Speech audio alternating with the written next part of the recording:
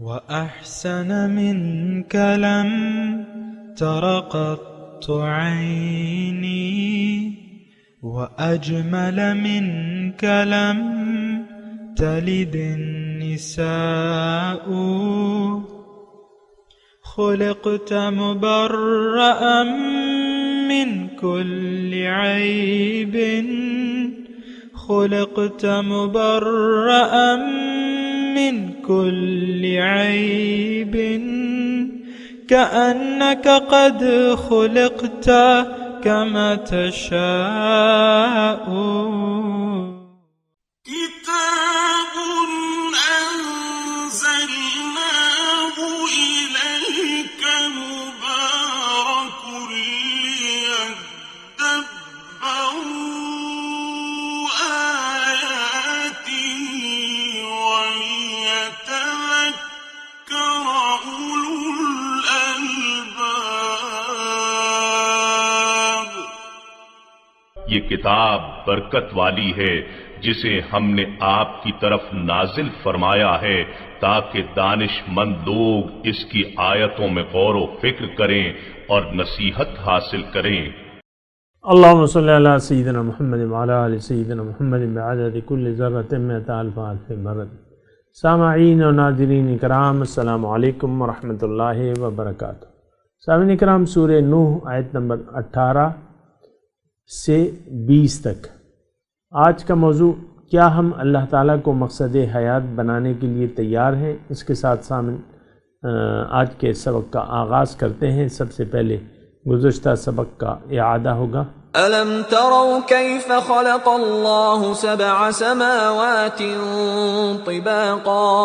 کیا تم نے نہیں دیکھا کہ اللہ نے کس طرح 7 یا متعدد آسمانی کرے باہمی مطابقت کے ساتھ طبق در طبق پیدا فرمائے. وَجَعَلَ الْقَمَرَ فِيهِنَّ نُورًا وَجَعَلَ الشَّمْسَ سِرَاجًا. اور اس نے ان میں چاند کو روشن کیا اور اس نے سورج کو چراغ یعنی روشنی اور حرارت کا منبع بنایا. وَاللَّهُ أَنبَتَكُم مِّنَ الْأَرْضِ نَبَاتًا. اور اللہ نے تمہیں زمین سے سبزے کی مانند اگایا. ثُمَّ يُعِيدُكُمْ فِيهَا وَيُخْرِجُكُمْ إِخْرَاجًا. پھر تم کو اسی زمین میں لوٹا دے گا اور پھر تم کو اسی سے دوبارہ باہر نکالے گا. سامعین کرام، سورہ نوح آیت نمبر 18. ثم یعیدکم فیہا ویخرجکم اخراجا. پھر تمہیں وہ واپس اس زمین میں داخل کرے گا اور پھر اسی سے تمہیں نکالے گا. یہ اتنی ایک بہت زیادہ اہم بات ہے سامعین کرام، جس کا ہمیں احساس نہیں ہے. اور لیکن ایک خطرے کی چیز سے اگر آپ منہ موڑ لیں یا آنکھیں بند کریں تو اس سے آپ کو کوئی فائدہ نہیں ہوگا. مثال کے طور پہ آپ کے پلنگ میں ایک بچھو ہے اور آپ اس کو خطرہ نہ سمجھیں اور پلنگ پہ لیٹ جائیں اس سے آنکھیں بند کر کے، تو پھر کیا ہوگا بتائیے آپ؟ ظاہر ہے کہ بچھو کو تو فطرت میں ڈنک مارنا ہے. یہ دنیا جو ہے سامعین کرام، انسان کو اگر آپ اس سے اپنے آپ کو بچائیں گے نہیں، یہ آپ کو ڈنک مار کے ہلاک کر دے گی. یہ مختصر میں بات کہہ رہا ہوں لیکن یہ بات سمجھنے کی ہے کہ دنیا جہاں انسان کو فرش سے عرش تک پہنچا دیتی ہے، اسی طرح انسان کو اس کے اپنے مقام سے بھی نیچے گرا دیتی ہے. ثم رددناہ اسفل السافلین کے الفاظ آئیں قرآن میں سورہ 3 میں نا، تو کہ یہ اپنے اصل مقام سے بھی پھر گر جاتا ہے، اس کی آنکھیں پھر اندھی ہو جاتی ہیں. یعنی اگر یہ چند حقائق کو نظر انداز کر کے زندگی گزارے گا تو اس کی آنکھیں جو ہیں اندھی ہو جائیں گی، اس کے کانوں پر مہر لگا دی جائے گی اور اس کی بولتی جو ہے حق کے لیے بولتی بند کر دی جائے گی. سمن بکمن عمیون. تو بہرحال ضروری ہے یہ بات کہ انسان ہوش میں آ جائے، خطرات کو محسوس کرے۔ دنیا میں انسان جب آتا ہے نا تو یہ خطرات میں گھرا ہوتا ہے۔ ہم تو اس بات پہ سوچتے بھی نہیں ہیں اور غور بھی نہیں کرتے، لیکن یہ ہے کہ انسان خطرات میں پیدا ہوتا ہے۔ جہاں خطرات ہوتے ہیں وہیں ترقی ہوتی ہے۔ خطرات کو مول لے کے آپ آگے بڑھتے ہیں۔ تندیے باد مخالف سے نہ گھبرا اے عقاب، یہ تو چلتی ہے تجھے اونچا اڑانے کے لیے۔ تو آپ یعنی جب اپنی حقیقت کو بھول جاتے ہیں اور اپنے اللہ کو بھلا دیتے ہیں بحیثیت مقصود محبوب و مطلوب، اس کا مطلب یہ ہے کہ آپ نے تنزل کے سفر کا فیصلہ کر لیا ہے، شعوری یا غیر شعوری طور پہ۔ تو اگر باطل کو آپ نے حقیقت سمجھ لیا، باطل کو آپ نے دل میں جگہ دے دی، تو پھر آپ ترقی نہیں کر سکتے۔ یہاں جو آیت ہم پڑھ رہے ہیں کہ ثم یعیدکم فیہا ویخرجکم اخراجا، اس سے پہلے جو آیت ہے وہ بھی آپ سمجھ لیں، واللہ انبتکم من الارض نباتا، اللہ تعالیٰ نے تمہیں زمین سے بنایا ہے۔ اب زمین سے کیوں بنایا ہے، زمین سے کیوں پیدا کیا ہے؟ ظاہر ہے ہمارا ظاہر جو ہے اس کی اٹھان جو ہے وہ ظاہر سے ہوتی ہے، اور پھر یہ واپس مٹی میں دبا دیا جاتا ہے، اور پھر واپس اس کو مٹی سے اٹھایا جائے گا۔ لیکن بات یہ ہے، سوچنے کی بات یہ ہے کہ آخر کیا وجوہ ہے، کیا وجوہات ہیں کہ اللہ تعالیٰ نے انسان کے لیے اتنی بڑی کائنات، وسیع اور عریض کائنات پیدا کی ہے؟ اللہ تعالیٰ نے اتنی وسیع اور عریض کائنات انسان کے لیے آخر کیوں پیدا کی ہے؟ مطلب کیا ہے اس کا مقصد کیا ہے، کیا چاہتا ہے اللہ تعالیٰ؟ یہ وہ تمام سوالات ہیں جو مجھے اور آپ کو کرنے چاہیے، پوچھنے چاہیے، اس کا جواب تلاش کرنا چاہیے۔ کیوں کہ اگر آپ اپنی منزل کو نہیں پہچانیں گے جو حق منزل ہے، تو ظاہر ہے کہ پھر باطل کو آپ مقصود بنا لیں گے۔ اس بات پہ ذرا غور کریں سامعین کرام، اگر حق کو آپ نے نہیں پہچانا، حق مقصود محبوب و مطلوب کو نہ پہچانا، لازماً لا محالہ پھر آپ جو ہے باطل کو اپنا مقصود بنا لیں گے۔ یہ ایسی بات ہے کہ تھوڑا سا میں اس کے لیے مثال بھی دینا، سخت گرمی ہے، سخت گرمی کا موسم ہے، آپ کا گھر ہے، وہ اس کے اندر ایک ٹھنڈا کمرہ ہے، آپ باہر دھوپ میں کھڑے ہوئے، سخت گرمی کے موسم میں باہر دھوپ میں کھڑے ہوئے، اندر ٹھنڈک ہے، آرام ہے، ٹھنڈک ہے آپ کو۔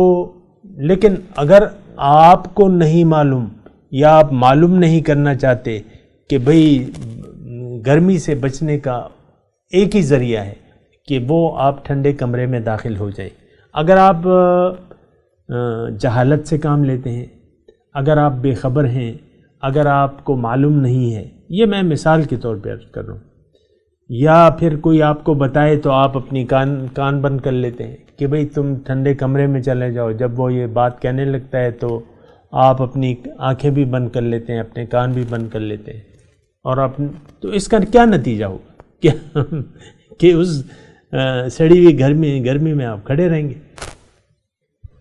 تو دیکھیں یہ ایک بات جو ہے بہت زیادہ اہم ہے، یہ بات کہ دنیا میں ہم آئے ہیں اور یہاں سختی ہے، سختی کو آپ نے گزارنا ہے اور سخت زندگی گزارنی ہے، جد و جہد والی زندگی گزارنی ہے۔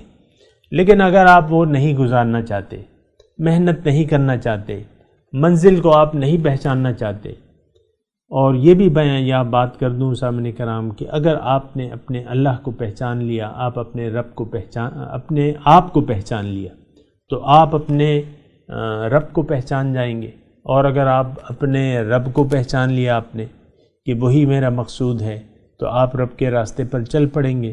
جب آپ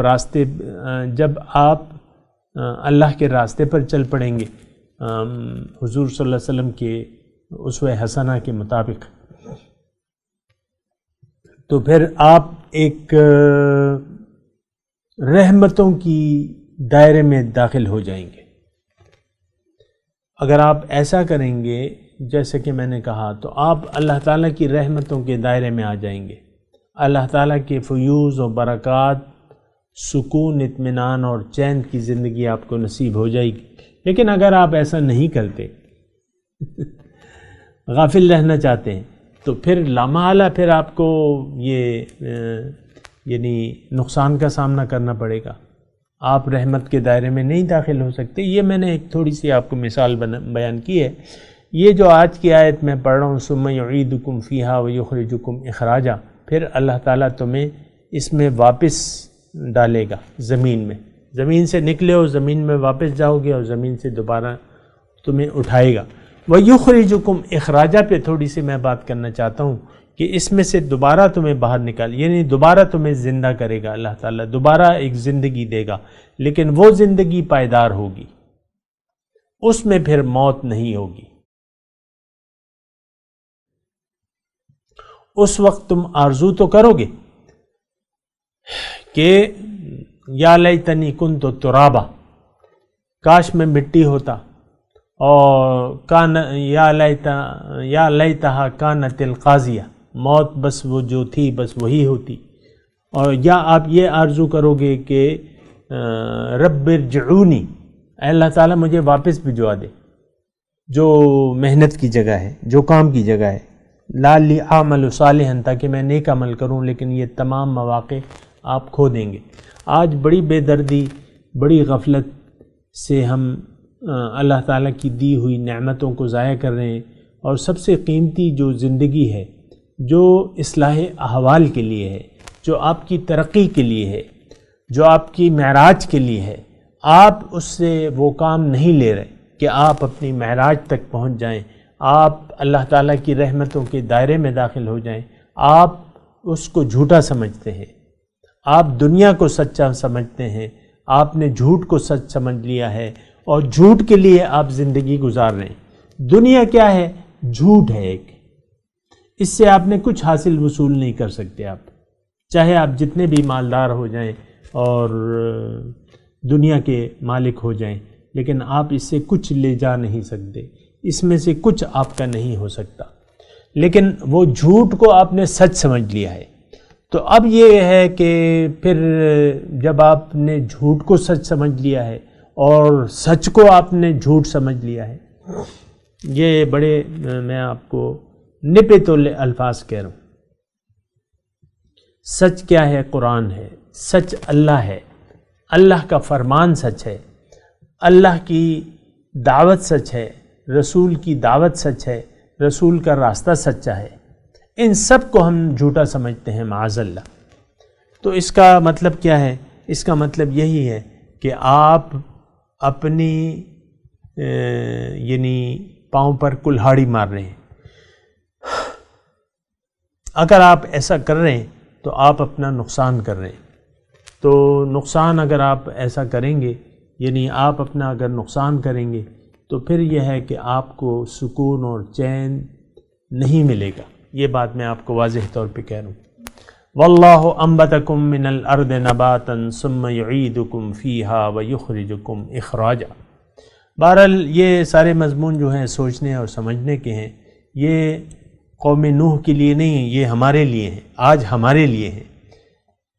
پھر پیغمبر صلی اللہ علیہ وسلم ہمیں یہ کہتے ہیں، ہمیں سمجھاتے ہیں کہ واللہ جعل لکم الارض بساطا، اللہ تعالیٰ نے تمہارے لیے زمین کو فرش بنایا ہے، لتسلکوا منہا سبلا فجاجا، تاکہ تم اس کے کھلے راستوں پر چلو۔ اب یہ ایک اور اللہ تعالیٰ کی ایک ربوبیت کی بات ہے۔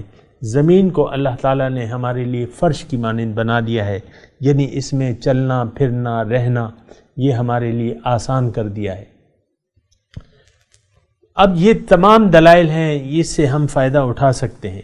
ان تمام اللہ تعالیٰ کی جو ربوبیت ہے، جو خلاقیت ہے، اس سے ہم یہ سوالات کھڑے کر سکتے ہیں کہ اے اللہ، تو نے یہ تمام نعمتیں ہمارے لیے پیدا کی ہیں، لیکن ہمیں یہ بتا کہ تو نے ہمیں کس لیے پیدا کیا ہے، ہم نے کیا کرنا ہے، ہماری ڈیوٹی کیا ہے، ہم نے کس راستے پر چلنا ہے، کس کو منزل بنانا ہے، کس کو مقصود بنا کے، کس کو محبوب بنا کے، کس کو مطلوب بنا کے زندگی گزارنی ہے، آپ ہمیں بتائیے۔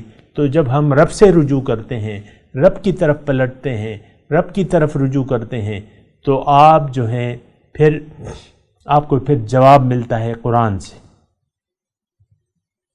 واللہ یدعو الی دار السلام ویہدی من یشاء الی صراط مستقیم۔ اللہ تعالیٰ لوگوں تمہیں اللہ تعالیٰ دار السلام کی طرف بلا رہا ہے، تم نے جنت جانا ہے، میں نے تمہیں جنت دینی ہے، لیکن تم نے جنت کے پھر کام کرنے ہیں، احتیاط سے زندگی گزارنی ہے، رسول میرے حکم اور رسول کے طریقے کے مطابق زندگی گزارنی ہے، تو پھر یہ جواب آتا ہے۔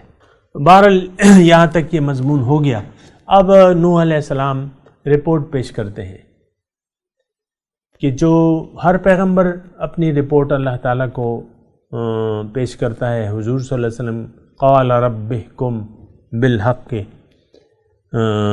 قال قل رب اغفر وارحم وانت خیر الراحمین، اس قسم کے قرآن میں بھی یعنی حضور صلی اللہ علیہ وسلم کے زبان سے بھی ایسی باتیں ہیں۔ اب نوح علیہ السلام اپنی جو 600 سال کی تبلیغ کا جو کارگزاری ہے وہ بیان فرما رہے ہیں، اور پھر قوم کے بارے میں بھی بتا رہے ہیں کہ قوم نے مجھے کیا جواب دیا۔ تو ترجمہ اس کا سنیں پہلے۔ قال نوح رب انہم عصونی، نوح علیہ السلام نے کہا کہ اے میرے رب، انہم عصونی، انہوں نے میری نافرمانی کی، یعنی میری بات نہیں مانی۔ واتبعوا من لم یزدہ مالہ وولدہ الا خسارہ، واتبعوا، اور انہوں نے اس کو مانا جس کو اس کے مال اور اولاد نے نقصان کے سوا کچھ بھی فائدہ نہ دیا، یعنی مال اور اولاد میں نقصان ہوا، اس کا کہنا مانا۔ اب دیکھیں یہاں بڑا مضمون ہے، وَمَكَرُوا مَكْرًا كُبَّارًا، اور انہوں نے بڑی زبردست چال چلی۔ اب دیکھیں اس میں مضمون ہے ہمارے لیے۔ یہ آپ کو میں کہہ چکا ہوں کہ قوم نوح کی جگہ آپ اپنے آپ کو رکھیں، اور پیغمبر کی دعوت جو نوح علیہ السلام ہے اس کی جگہ آپ محمد الرسول اللہ کے الفاظ کو سمجھیں کہ انہوں نے میرے ساتھ یہ سلوک کیا، اور یہ کوئی ایسی بات نہیں ہے۔ وقال الرسول یا رب ان قوم اتخذوا هذا القرآن مہجورا، بالکل اس سے لگتی ہوئی ایک بات جو ہے حضور صلی اللہ علیہ وسلم کی زبان سے قیامت کے دن اللہ تعالیٰ نے فرمائی ہے کہ رسول قیامت کے دن یہ فرمائیں گے کہ اے میرے رب، شکوہ کریں گے، ان قوم اتخذوا هذا القرآن مہجورا، بے شک میری اس قوم نے قرآن کو نشان تضحیک بنا لیا تھا، اس پر عمل نہیں کرتے تھے، اس کو چھوڑ دیا تھا۔ تو اسی طرح نوح علیہ السلام نے وہی الفاظ کہے، انہم عصونی، انہوں نے میری نافرمانی کی۔ اب میں آپ کو تھوڑی سی متوجہ کر رہا ہوں اسی آیت کی طرف، یہ آیت نمبر 21، قال نوح رب انہم عصونی، نوح علیہ السلام نے کہا اے میرے رب، انہوں نے میری نافرمانی کی۔ اب نوح علیہ السلام یا ہر پیغمبر کی دعوت آپ کو میں نے بتایا ہے کہ وہ دعوت الی اللہ ہوتی ہے۔ انسان کو پیغمبر کہتا ہے کہ الدنیا خلقت لکم وانتم خلقتم للآخرہ، اے لوگو، دنیا تمہارے لیے اللہ تعالیٰ نے بنائی ہے اور تمہیں آخرت کے لیے بنایا ہے، آخرت کی کامیابی کے لیے۔ اب پیغمبر کی دعوت تو ظاہر کی نہیں ہوتی، باطن کی طرف ہوتی ہے۔ ہم نے الٹا سمجھ لیا ہے، ہم نے کیا سمجھا ہے، بس ہمارے یہ شیطان نے، نفس و شیطان نے ہمیں دنیا اچھی کر کے دکھا دی ہے، یہ ہمیں اچھی لگتی ہے، اور اس کا نتیجہ یہ ہوتا ہے، یہ پیغمبر کی نافرمانی۔ اگر آپ کو یہ جملہ میں کہہ رہا ہوں تھوڑا سا نوٹ کر لیں، اگر آپ کو دنیا، ظاہر دنیا کی زندگی عزیز ہے، اپنا آپ زیادہ پسند ہے، اور آپ اپنے ظاہر کو اصل سمجھتے ہیں، پھر آپ اہمیت دیتے ہیں، دنیا میں جو آپ کے پاس ہے اس کو آپ اہمیت دیتے ہیں اور اس کو حقیقی سمجھتے ہیں اور اسی کے لیے آپ زندگی گزارنا چاہتے ہیں، تو اب آپ پیغمبر کی نافرمانی پر مجبور ہوں گے۔ اب آپ کی نظر میں پیغمبر کا حکم اور پیغمبر کی دعوت اور پیغمبر کے اسوہ حسنہ کی آپ کی نظر میں کوئی اہمیت نہیں ہوگی، کوئی اہمیت آپ کی نظر میں نہیں ہوگی، تو پھر یہ ہے کہ آپ نقصان میں جائیں گے، آپ پھر نقصان اٹھائیں گے۔ اور اچھا، پھر اس میں انہم عصونی پہ یہ میں نے بات کی، یہ یہاں تک پہلے مضمون کو آپ سن لینا۔ اگر آپ نے اپنے آپ کو بھلایا ہوا ہے، اگر آپ نے ظاہر کو حقیقت سمجھ لیا ہے اور ظاہری کے لیے آپ زندگی گزار رہے ہیں اور گزارنا چاہتے ہیں، اب آپ سے پیغمبر کی اطاعت نہیں ہو سکتی، آپ پیغمبر کی دعوت پر لبیک نہیں کہیں گے، آپ پیغمبر کے بتائے ہوئے راستے کے مطابق نہیں چلیں گے۔ یہ سارے اس کے نتائج ہیں سامنے کرام، انہم عصونی۔ اچھا، اب اس کا نتیجہ کیا ہے؟ اگر آپ پیغمبر کی نافرمانی کریں گے تو آپ کو آپ کا مال اور اولاد اس سے کوئی فائدہ نہیں ملے گا سوائے نقصان کے۔ یہ دوسرے یعنی جو دوسرا حصہ ہے اس آیت کا وہ یہی ہے کہ وَاتَّبَعُوا مَن لَّمْ يَزِدْهُ مَالُهُ وَوَلَدُهُ إِلَّا خَسَارًا، انہوں نے پیروی کری اس راستے کی، وَاتَّبَعُوا انہوں نے پیروی کری، یہ اس راستے پر چلے کہ اس راستے پر چلنے سے ان کی مال اور اولاد ان کو کوئی فائدہ نہیں دے سکا سوائے نقصان کے۔ اور یہ بات میں اللہ تعالیٰ کی توفیق سے صاف طور پہ آسان طریقے سے آپ کو یہ کہہ رہا ہوں کہ دیکھیں، یہ دنیا میں اللہ تعالیٰ نے ہمیں جو کچھ بھی دیا ہے، ایک تو یہ ہمارے لیے امتحان ہے، اور امتحان کو اگر آپ امتحان کے طور پہ لیں گے تو آپ فائدے میں رہیں گے، اور امتحان کو اگر آپ امتحان ہی نہ سمجھے تو پھر آپ نقصان میں رہیں گے۔ یہ تو عام آپ کو معلوم ہے، ایک بچہ ہے، اس کا FSC کا امتحان ہونے والا ہے 12ویں کا، اور وہ اگر امتحان کو سیریس نہیں لے گا تو پھر وہ نقصان میں جائے گا۔ یا ایک طالب علم ہے، اس کا فائنل ایگزام ہے MBBS کا، اگر وہ فائنل ایگزام کو اہمیت نہیں دیتا، اس کو امتحان ہی نہیں سمجھتا اور اسے تاریخیں بھی یاد نہیں ہیں، تو ایک دن ہوگا کہ ایک دن پہلے اس کا دوست بتائے گا کہ بھئی صبح پیپر ہے، تو ظاہر ہے کہ اس کا میڈیکل کالج میں رہنا 4 سال 5 سال جتنا بھی بچہ رہتا ہے، تو وہ اس کے مال کے نقصان کے سوا، یعنی جو اس نے وقت ضائع کیا 4 سال یا 5 سال اس نے ضائع کر لیا، تو اس کے پیسے بھی ضائع ہو گئے اور وہ وقت بھی ضائع ہو گیا۔ یہاں والدین بڑے محتاط ہوتے ہیں نا، میں اپنے بچے کا 1 سال نہیں ضائع ہونے دوں گا، بعض والدین ایسے یعنی ہوتے ہیں مجھے تو ہنسی آتی ہے کہ دنیا کس امتحان کے لیے اور تم کس چکروں میں پڑ گئے ہو، تمہیں دنیا کا امتحانوں کا اتنا قدر و قیمت ہے کہ تم تو اپنے بچے کی ساری زندگی ضائع کر رہے ہو، تم نے اپنی زندگی بھی ضائع کر دی اور بچے کی زندگی بھی تم نے ضائع کرنے کی بھرپور کوشش کر رہے ہو۔ ایسے جو مادی سوچ رکھتے ہیں نا، تو اس پہ مجھے تھوڑا تعجب ہوتا ہے۔ تو بہرحال یہاں جو آیت نمبر 21 ہے سورہ نوح کی، وہ یہ ہے وَاتَّبَعُوا مَن لَّمْ يَزِدْهُ مَالُهُ وَوَلَدُهُ إِلَّا خَسَارًا، اور انہوں نے پیروی کی، یہ چلے اس راستے پر کہ ان کے مال اور اولاد نے ان کو نقصان کے سوا کچھ نہیں دیا۔ اصل میں یہ مال اور اولاد، یہ بات ذرا نوٹ کر لیں، جو بھی اللہ تعالیٰ نے ہمیں دیا ہے یہ فائدے کے لیے دیا ہے۔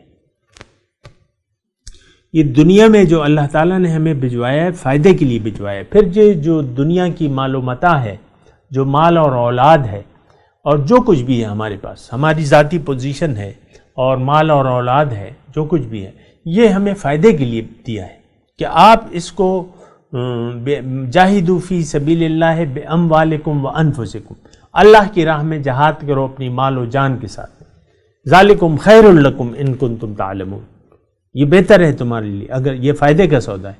لیکن اگر کوئی پیغمبر کی دعوت کو نہیں مانتا تو جو کچھ بھی اس کے پاس ہے، مال ہے، اولاد ہے، جو کچھ بھی ہے، یہ سب کچھ اس کو نقصان در نقصان سے دوچار کریں گی۔ بات چیت جاری ہے، میں تلاوت کرتا ہوں، میرے ساتھ دہرائیے۔ اعوذ باللہ من الشیطان الرجیم، بسم اللہ الرحمن الرحیم، ثم یعیدکم فیہا ویخرجکم اخراجا واللہ جعل لکم الارض بساطا لتسلکوا منہا سبلا فجاجا۔ ترجمہ سنا دیں۔ ثم یعیدکم فیہا،